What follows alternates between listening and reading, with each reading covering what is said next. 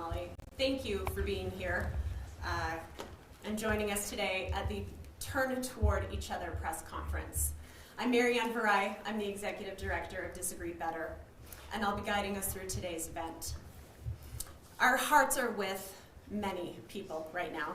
Our hearts are with Erica Kirk, their children, the extended family, the Utah Valley University community, and all those who have been affected by the violence that has infected our political discourse, our schools, our churches, our communities.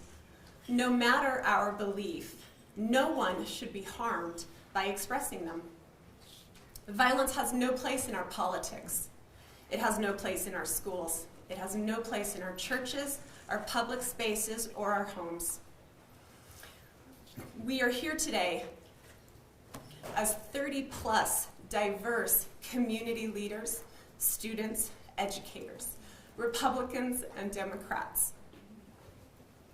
I'd like just to refer you to your press packets for a complete list of the coalition that we represent here today in solidarity. We are united in our commitment to a Utah that rises to meet this moment, not with division, but with a promise to build peace together. As Governor Cox reminded us on Wednesday evening, this moment calls us to look inward and find our braver angels. This moment calls us to make individual choices that uphold the humanity of all, to model more constructive disagreement, to put away our weapons and our words of war. A quote often attributed to Viktor Frankl, the Austrian neurologist and survivor of the Holocaust, reminds us that between stimulus and response, there is a space. In that space is our power to choose our response. In our response lies our growth and our freedom. Now is that space. We are in that space. This community is holding that space for us as Utahns. Now is the moment to choose to turn toward each other, for us to come together as a community. A collective pause to help us align our responses to the tragedy, to our values. As community partners, we are launching today a new website, turntoward.us. We hope that this website will be of value to individuals, to families, to campuses, to communities. It represents the love, the expertise, the knowledge, and the wisdom of many you see here and many you do not. This is a collection of tried and true resources. Download the toolkit. Pick something that you can choose to do. There are small things we can do to disagree better, to listen more intently, to ask more curious questions, to stop making assumptions, to check our information flow, to have more productive conversations. There are courses you can take in how to navigate major conflict, suggestions on how to talk about gun violence with your children, and the list goes on.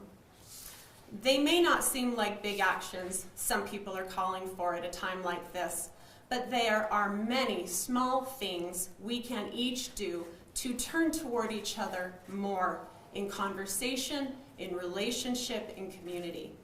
There are also a series of upcoming events that this community is hosting and putting on both in person and online, and I urge you to attend if that feels like something that would be of value to you. Events that will support, uplift, educate, inform, and give space for the complex feelings of this moment.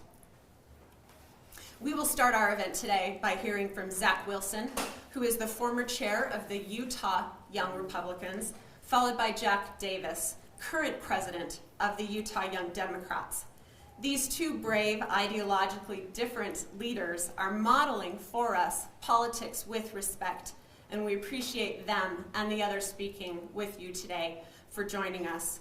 Tammy Pfeiffer is the co-creator of the Dignity Index. She will be followed by Becky Edwards, who is the founder of the governing group. And lastly, we will hear from Ashley Bell, who is the chairman of the board and CEO of Redemption Holding Company, and they will speak in turn. Thank you.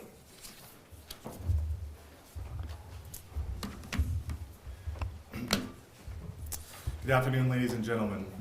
The last few days have been painful and numbing. Today, Americans are feeling a certain kind of heartbreak. By the age of 31, Charlie Kirk had climbed to the top of the political and media world and was a leader to millions of people. More importantly, he was a husband and a father. You may disagree with his beliefs, but he was generally kind to those with whom he spoke. When someone would try to silence or boo Charlie, he would often say, "Quiet, let them speak." In his debates, Charlie let everyone have a voice. Sadly, 2 days ago, in our backyard, his voice was taken away. Think of the young people scared and unsure about their future across America right now. Peaceful campus vigils are breaking out everywhere. I can see why. As a direct result of Charlie's efforts, Gen Z has been brought into the political process. To honor Charlie Kirk, we must honor what he stood for: the freedom of speech and the freedom to peacefully assemble. If the public square can no longer host the kind of great debates once held by Lincoln and Douglas, then we have lost sight of who we are. And in the coming weeks and months, we need to move beyond the platitudes and figure out what's going on, what's the root cause of what killed Charlie. Our country is an inspiring and beautiful place, one that has survived a civil war, one that in the 1960s survived rioting, unrest, and the assassinations of John F. Kennedy, Martin Luther King, and Robert F. Kennedy. We can and we will overcome this. My solution is to reach out more, to see all as children of God, each endowed by their Creator with certain unalienable rights. As my first step, Jack and I will be getting lunch together in the next couple weeks. We went to the same school at the same time, even bumped into each other a couple times along the way. I know we have different political views, but I look forward to creating a friendship. I encourage everyone to do the same, Democrats and Republicans, especially at this tough time. From Butler to Minnesota, San Francisco to the campus of Utah Valley University, hatred and political violence cannot be condoned. An attack on Donald Trump, Paul Pelosi, Melissa Hortman, Steve Scalise, or Charlie Kirk is an attack on all of us. I call on leaders, media, parties, and each of us to look inward and to call on your better angels. I call on young people to boldly declare your beliefs, but to do so with optimism, respect, and love for your neighbor. To anyone struggling, reach out to a friend, get the help you might need. Whether you agree with someone or not, connect with them and reach out. That's what I believe Charlie would have wanted. Thank you.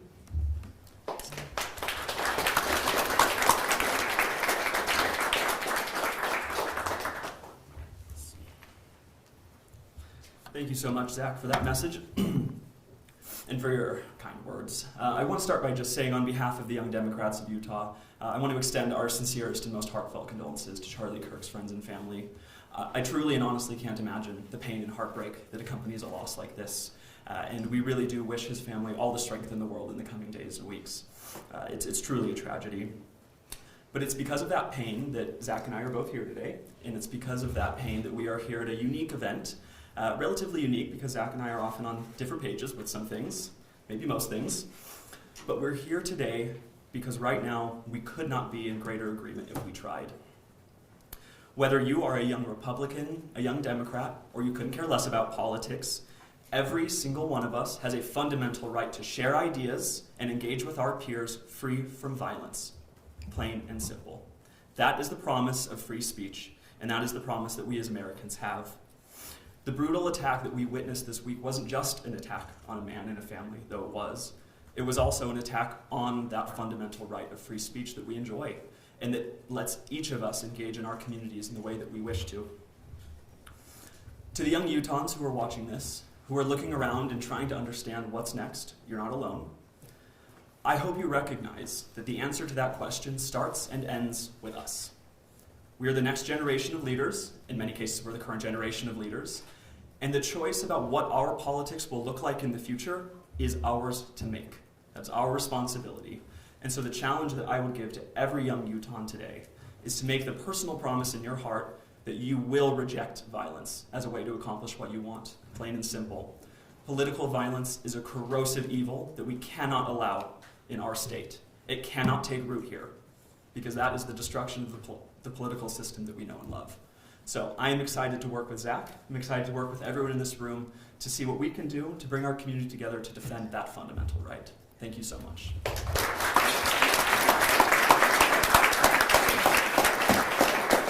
Thank you. I'm really honored to be among this group of people and among you. I want to acknowledge first that as Americans, we're pretty good at coming together after a tragedy. 24 years ago yesterday was 9/11, and the day after, today, September 12th, 24 years ago, we're pretty good about coming together. What I think we're not as good at is coming together to prevent these types of tragedies. And that's why we're here, and that's why the work of my colleagues is so important. And the work that we've been doing for some time is to come together in a different way to prevent this type of horrific act. This morning I had a call from a reporter at a national magazine, and she sensed that something was different about the response. She said, "What is it about Utah? It just feels different. Your governor's words feel different. This response feels different." And in Utah, we've had a lot of opportunities to come together. Natural disasters, fires, and floods, and even COVID brought us together for a time. But it is a little bit different. And I said, I don't know exactly what to tell you. I feel like it's in our DNA that we want to work together. We want to make our communities and our state a better place. And by extension, we want to make the country a better place. Many of the organizations up here represent national organizations that are doing work nationally, not just in Utah. So I appreciate being in this group. My work is involved with the Dignity Index, which is a tool that we've created. Don't worry, I'm going to make you take a handout before you leave today. Looking at the language that we use in moments of disagreement. How do we talk about each other? How do we talk to each other when we disagree? As so eloquently stated by these young individuals in front of me. This is our work, is to find a way to do that so we prevent these types of occurrences. So I want to leave you with 3 takeaways from my heart and from our work. We're asking people to first turn inward. Turn towards yourself. We check ourselves first. That's one of the goals of the Dignity Index, is to give you a guideline so that you can check yourself first. Before we blame some other nameless, faceless group, we check ourselves. How am I reacting? What does my language look like? What am I posting or reposting on social media? What am I telling my children? So first we ask people to turn inward.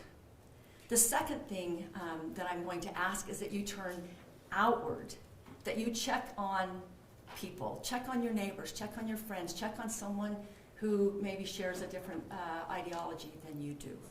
See how they are. Check on young people.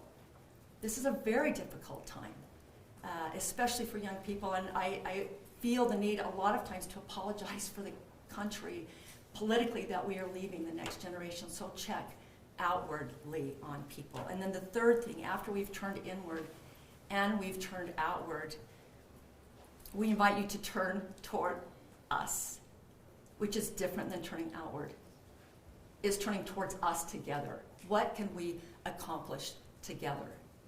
On our Dignity Index, if you get to a level 6, which is on the dignity side of the scale, that's where you're finding common ground.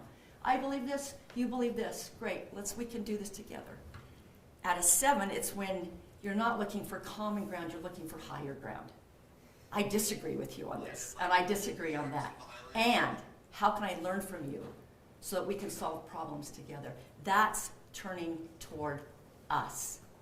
So thank you for being together. Together, we are building a different kind of community. Utah can lead the way and show what it can be like when we turn inward, when we turn outward, and when we turn toward us.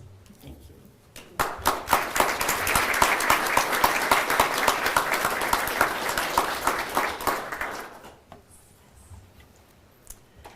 The violence at Utah Valley University this week was a sobering reminder how important it is to safeguard our democracy. At their best, our democratic institutions protect the freedoms that define our country and define us: the freedom of expression, the right to peaceful debate, and the ability to disagree without fear. These institutions are not abstract. They are the rules, traditions, and safeguards that make it possible for neighbors with very different viewpoints to live, work, and thrive side by side. And when violence enters the picture, it threatens not just individuals, but the very fabric of our shared civic life. In this moment, we must reject retaliation and partisan blame. What our communities need and what Governor Cox has rightly called us to is leadership marked by dignity and restraint. That means reflecting before reacting, listening before speaking, and treating even our opponents with respect. Here in Utah, we have an example worth lifting up. Across party lines, leaders are showing that civil discourse is possible and that politics doesn't have to be toxic to be effective. Here in Utah, leaders and communities came together during my service in the legislature on complex issues of immigration, LGBTQ rights, and climate, not because they always agreed, but because they chose to engage with respect, modeling accountability and principled dialogue with a focus on finding a solution. That spirit of civil discourse across party lines is something rare in our national climate, and Utah has the power to be a model of civility in action for our nation. In the aftermath of this week, then, the responsibility to move ahead with intention and purpose is now on all of us. Every respectful conversation at a town hall or around a dinner table is a step toward rebuilding trust in each other, our institutions, and our democracy. Coalitions like this that bring us together and bring diverse voices are where the best solutions begin. But that requires ongoing effort. And we call on elected officials and civic leaders to continue to create safe spaces for dialogue and problem solving, spaces where people of every background and belief can participate without fear, and where differences are not a threat but an opportunity to learn and then lead. This is the vision and the foundation of the governing group. Our work supporting candidates across the state is focused on building bridges, fostering dignity in public life, and showing that a commitment to respect, community, and solutions is not weakness, but power. When we reflect before we act, we choose better, and we govern better. And we open the doors for other people to step forward with hope instead of fear. In fact, these are the very qualities voters are hungry for. And when candidates have the tools to run strong campaigns with authenticity and dignity, without resorting to negativity, they succeed. The path forward includes creating a culture and support system where leaders and candidates can win by focusing on substance, respect, and listening. We need to find and support leaders at the local level who are modeling civility now, because they will become tomorrow's state and national leaders. And there's room for everyone in this work. Communities can reward leaders who choose collaboration over conflict. Citizens can insist that candidates win on ideas, not on outrage. And together, we can change the incentives and the very structure of politics in this state, and we can do it from the ground up. Let's reflect before we act. Let's lead with dignity, and let's show, starting here in Utah, that civility is not a weakness. It is the very strength that protects both our communities and our democracy.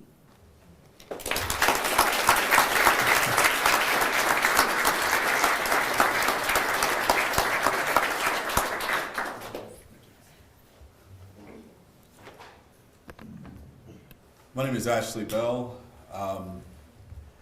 I would have never thought I would be in Utah at a moment like this. I'm from Gainesville, Georgia, but it is very apropos for my life. I started as a college kid getting involved in politics, and I was actually the national president of the College Democrats of America. And my first time ever meeting anybody from Utah was the president of the College Democrats of Utah. And it was a young guy named Aaron Thompson who ended up being a dear friend. And I haven't seen him in years. and I'm going to see him for the first time tomorrow. Largely because of this, us reconnecting in these moments. But my career starts off there, and then full circle, some 20 years later, I meet Charlie Kirk working in the White House and working for President Trump. What an arc of life. What an arc of life. And what a time to be able to say that over that arc of traveling and learning and becoming a more dynamic human, that I was able to meet my friends where they were. Never always agreeing on everything, but still remembering we're friends. And even though my career ended politically, working as a Republican, that my dear college Democrat friend from Utah is going to come visit me tomorrow at a bank that I started. This is the first African-American bank in the Rockies. That doesn't happen by chance. You don't come to a place like this unless there's really good people who are really open to things that may be different than they've seen every day. You know, we bought Holiday Bank and Trust because my co-founder, who's the youngest daughter of Martin Luther King Jr., said that this was the place where something like that could happen, and probably the only place in America. It was the only place where people from a different background could look and find that it's the best place for business, led by great people like Governor Cox, who provide opportunities like this for us to be together and gather in brotherhood and sisterhood. To say that, you know what, if there's one place in America where people of color could go and purchase a bank and be successful, it's probably Utah. And what a moment for us to be cutting our ribbon and opening our bank 2 days ago. We were expecting to have Governor Cox speak and get the news of what happened to our friend Charlie. It's never easy to know someone with so much life and think of something like that happening to him. And it was a moment where I'm looking at Dr. King and I'm saying, there's no one in this world who knows loss like this like you. There's no one in this world who knows what it's like to have a father assassinated, her grandmother assassinated, her uncle assassinated. And to have my son sit in the front row and I have to explain to him that something like this that he thought was lost to the ages, something that would happen in a world like this. But to have her come to the microphone and be able to say, having dealt with loss like this, to still call on the better angels of America, to be able to remind us what her father says so eloquently, that darkness cannot drive out darkness. Only light can do that. That hate cannot drive out hate. Only love can do that. And what you've heard in so many different ways today is just that. If we're going to find a way to eradicate the darkness, we all have to carry a little bit brighter light when we leave here. If we're going to find a way of getting rid of hate, we're going to have to find a little bit more love when we leave here. And meet people where they are, understanding that we don't have to agree on everything, but what we can agree on is that we all deserve to reap the bounties of living in the greatest country in the world that is founded on freedom of speech. And that freedom means that you should be able to say it, and I can disagree with you, but I love the fact that we live in a country where you can. This is what we have to fight for. We will be challenged. Coretta Scott King said that every generation is not born free. It had to fight for it. And this is our expression of that freedom. And we hope that when we leave here today with a little bit more light and a little bit more love, that we can remember and honor Charlie and honor everyone who's willing to step into the arena of civil discourse, speak the truth, and hopefully in that we can celebrate peace. Thank you.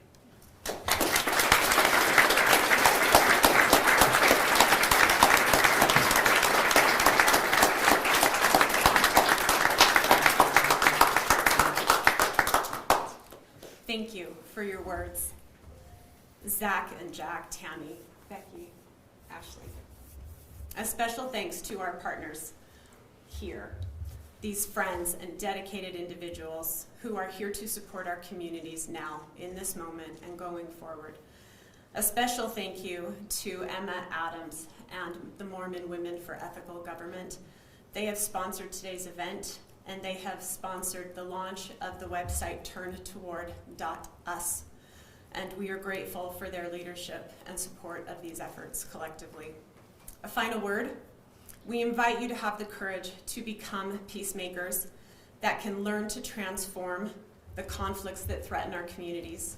We cannot run from these challenges, and we cannot afford to look the other way or wait for someone else to solve them. We need to spend more time and energy cultivating the openness of heart, the character, the will, and the skills of making peace, of having tough conversations productively, of disagreeing better. Our community needs each of us. Our families need each of us. Our country needs each of us to model a better way. And now in this space, in this moment, is our time to turn toward each other. Thank you.